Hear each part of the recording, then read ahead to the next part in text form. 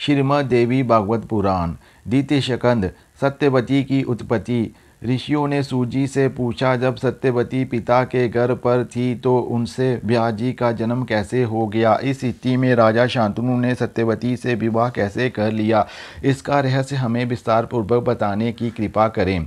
सूजी बोले, जो आदि शक्तियाँ हैं तथा जिनकी कृपा से अर्थ, कर्म, काम और मोक्ष आदि सभी सुलभ हो जाते हैं, उस परम शक्ति को प्रणाम करने के पश्चात इस पुराण संबंधी पावन प्रसंग का मैं वर्णन करता हूँ।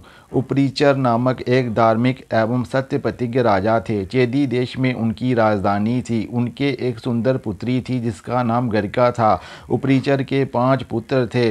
सभी पुत्र बड़े बलवान और तेजस्वी थे। एक समय की बात है, राजा उपरीचर की पत्नी ऋतुमती ने स्नान से निवृत्त होकर उनसे पुंसवन व्रत किया और पति देव से अपनी कामना प्रकट की। परंतु पितरों की आज्ञा से राजा को मृज्ञा के लिए वन में जाना पड़ा। इस समय उसका चित्त गरिका में अटका था। वह उसे याद कर रहे थे। इतने में उनका वीर्य संकलित हो गया। तब उन्होंने उस वीर्य को वट वृक्ष के पास एक पत्ते में रख दिया। राजा को रानी के ऋतुकाल का ज्ञान था ही। उन्होंने सोचा, मेरा ये वीर्य व्यर्थ नहीं जाना चाहिए।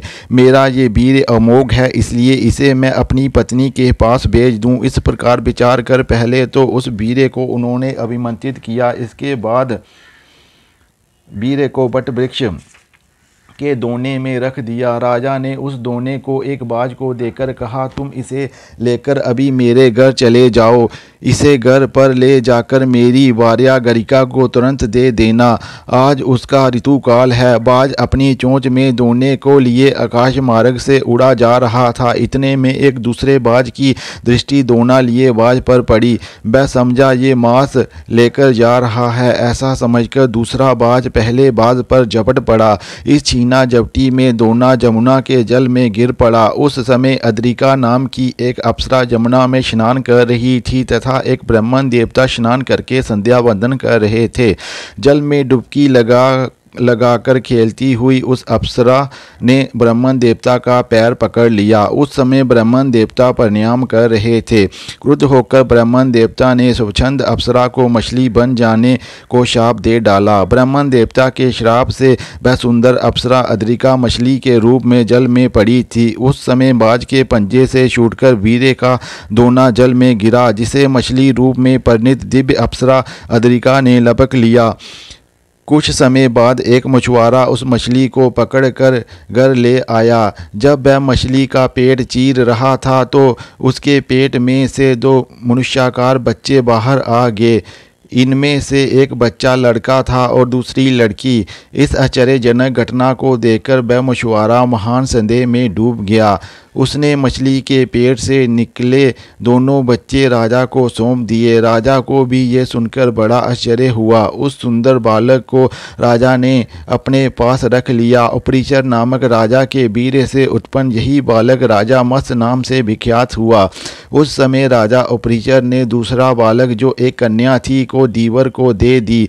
यही कन्या आगे चलकर काली एवं मसोदरी नाम से विख्यात हुई। इस कन्या के शरीर से मछली की गंध आती थी। इस कारण इसका एक नाम मत्स्यगंधा भी पड़ गया। ऋषि बोले, जब ब्राह्मण के श्राप से वह दिव्य अप्सरा अद्रिका मछली बन गई और दीवर ने उसका पेट फाड़ दिया, तो उस अप्सरा का क्या हुआ? उसके शाप का अंत किस प्रकार हुआ तथा वह किस प्रकार स्वर्ग को गई?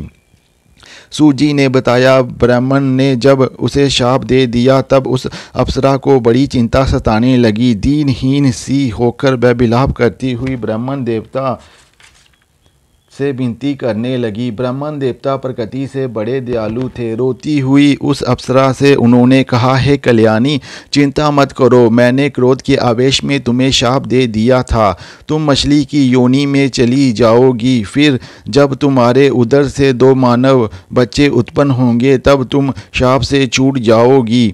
दोनों बच्चों को जन्म देने के पश्चात अप्सरा रूपी मछली के प्राण पखेरु उड़ गए। उसका शाप से उद्धार हो गया।